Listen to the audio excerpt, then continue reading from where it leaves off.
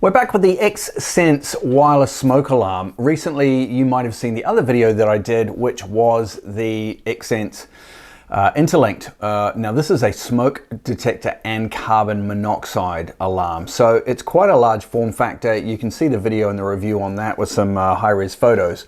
The one we're talking about today is the XS01-WT Wi-Fi smoke alarm. Now, while this is wireless, it's wirelessly interconnected, but it's not connected to the internet, whereas this one is wirelessly connected. So we'll have a closer look at the details for this one.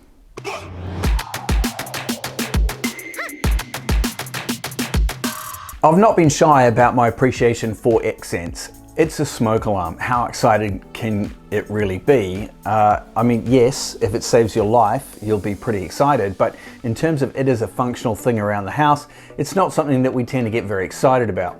I've looked at a lot of Z-Wave units to add to my smart home, but never really felt comfortable with what they look like or their battery life or their interoperability with all the other devices that I have. So X-Sense sent me this to have a look at. As I mentioned, we already had a look at the carbon monoxide wireless unit. As you can see, there's a huge difference. Now this one obviously it's a dual alarm, and it also has a 10-year sealed battery. So that one's staying in my house for now. But this one, as soon as I took it out of the box, I was like, man, the build quality in this is really, really good. Now, if you've ever been down in the hardware store and picked up a smoke alarm, you know, they're usually pretty plasticky, flimsy little things, and they just don't imbue you with a lot of confidence in their ability to well, work, but they do, which is why we test them every year, right guys? Every year, test them every year.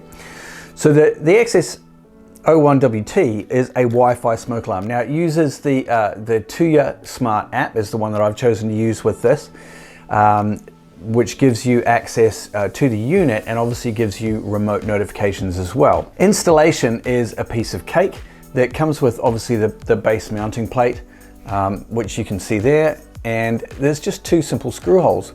So all you need to do is put that where you're going to do it. They supply the two screws and the masonry bits in there as well if you need to go into something a little bit tougher than just a ceiling wood or a drywall. There's a manual, which we'll talk about in a sec, a warranty card, and a box. Now when you are mounting this thing, it is, as I say, straightforward. You're going to screw it in where you want it, and then this obviously clips into the base plate and just clips in and holds it up to the roof. Now, it's important to remember and read the manual for this, where you actually mount this. So the instinct might be, say, on an A-frame house that you'll put it right at the top here. Actually, you want it kind of slightly lower down on the walls. The way that smoke swirls in a space, not in a vacuum, but in a space, the way that the thermal air moves around in that space means that at the very top you may not get a lot of smoke signal. Also, in a room where you've got a roof with a wall, don't put it right at the top in the corner here as well, because again, the way that thermal movement of the smoke moves is it's more likely if you're slightly out from the wall and slightly down the wall. So one of those two choices. So if you have an A-frame, come down the wall a little bit, and one of these come out or come down. So mounting is incredibly important as to where you put it, so that it picks up that smoke as soon as possible. Having a closer look at the unit itself, and there'll be some HD photos on the full website review for this. It's just, I don't know, I was just really impressed when it came out. I thought it looked incredibly well made. It feels very well made. I do like that it has this rubbery kind of, it's not actually rubbery, but this nice kind of semi-translucent button, which is your test and monitor and silence button. And so I'm going to trigger that off in a minute. And then there's two strong lights that come through from behind that when you're setting it up. Setup's easy. You'll flip open the back. It has one of those little plastic battery things to it, which you will remove. And then it kicks into gear. It's ready to go. If I push the side button, and I'm kind of reluctant because it is so jolly loud. So you've got the test, I'll just take the base plate off that for now. You've got the test and the silence. So I'm going to push it just so you can see the button and also how loud it is.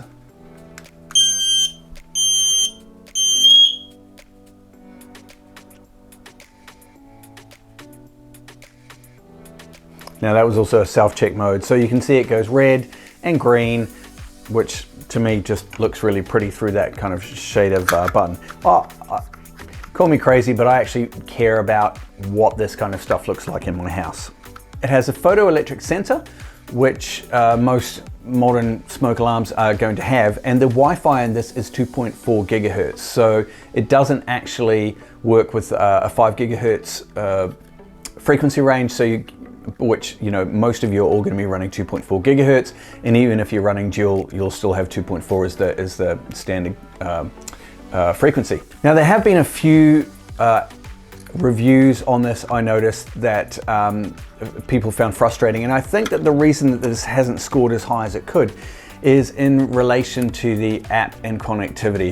If you're not really super savvy with installing apps, signing up for accounts, registering devices, then it can be confusing. So we'll do a quick walkthrough now on my phone, which I'll share with you just to show how easy it is and the steps that you need to follow to get it connected. And then we'll have a look at all the different features that are available from within the app that make this thing great to work with. And one of those, which I think is one of the coolest, is if there is a false alarm, you can disable it from the phone. So if you're in the kitchen, you burn the toast or the dinner, not very popular, smoke alarm's going on, maybe you've even got high ceilings.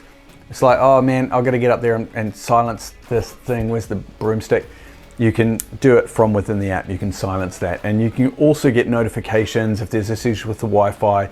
If it triggers and you're out of the house, which I think is fantastic, especially if you're leaving your kids at home and they're trying to cook something in the kitchen, it's nice to know that you're going to know when something goes wrong as well. Hopefully it's just burnt toast.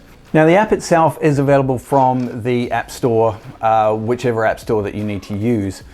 So what I'll do is I'll imagine that you've already just signed up for an account, because as you can see on the screen, there's just a sign up option there. I've already done that, so I'm just going to go straight to login, and I'm going to use the pre-existing username and password that I saved earlier and hit login.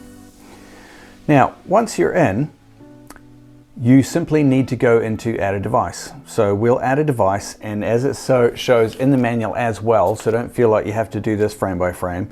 You're going to go on the left there, you can see sensors, so I'm going to click that. And then as I scroll down, I can see alarm Wi-Fi, so I'm going to hit that as well. Now it's going to ask to connect to my local Wi-Fi. Because this is a Wi-Fi unit, we have to connect to the Wi-Fi and then share all those details with the unit itself. So let me get my Wi-Fi name.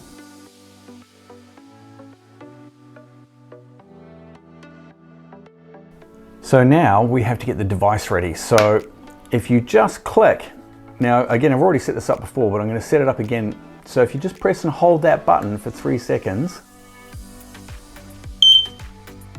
you'll see that the blue light starts to flash. Now, once that blue light is flashing, you're in pairing mode. So if we go back to our app, yes, I can confirm that the light is blinking. It's blinking quickly, and then it goes off and it connects the device. Now, once it's connected, it's really quite simple from there. There's not a lot to it. You can see that there is a clear display when you click on the device that comes up, and then there's a whole bunch of notification preferences and settings that you can change in the back end. So here we go. So device is being added. I'm going to click the plus button to add that device, and we're done. It's as simple as that. So I'll click done on that. And so on my Tuya app, I actually only have this connected. I've got so many smart hubs, it's crazy. With this, if I click on the X-Sense smoke alarm, there was no fire danger. Awesome, just checking around, no problems. You can click for more, which will give you a history of anything that's been happening with the smoke alarm, a record of any alarms that have gone off, which you can also clear. It has a battery indicator at the top left there that you can see, and you can edit the name. So if you have a lot of these through the house, obviously you can name one dining room, one living room, one garage, anything like that. When you hit settings, there's all the notification options. So, do you want notifications when it's silenced, if there's a fault, if the alarm is turned off, if the alarm is going, obviously you want that. The self-check notification, the low battery warning, and battery power recovery no. So you can turn off any of those, but obviously I think that you would probably leave them on. And then there's also the silence function. So that's where we don't have to climb up on a ladder or get a broomstick if it's in a higher place to try and silence that. If you've burnt the toast, you can do it from the app itself. And that is really as simple as it is with the X-Sense XS01-WT to connect to the Tuya Smart app and therefore be available on your phone to use. Summing up what has been a little bit of a longer video than I expected for such a simple device, but hopefully you understand now how easy it is to connect, how it operates with the Smart app, the beautiful form factor and size and build quality that it has, and the ease of mounting. I don't think there's probably going to be many questions, but if there are, then just fire them away in the comments below. I'll include a link. At the moment they do have a sale on with X-Sense 10, so if you use X-Sense 10 at checkout on their website, you'll get 10% off. Which may not last forever. And of course, I'll also include a link to the Amazon location that you can get it for. But yeah, any questions, fire away. Take care, stay safe, talk soon.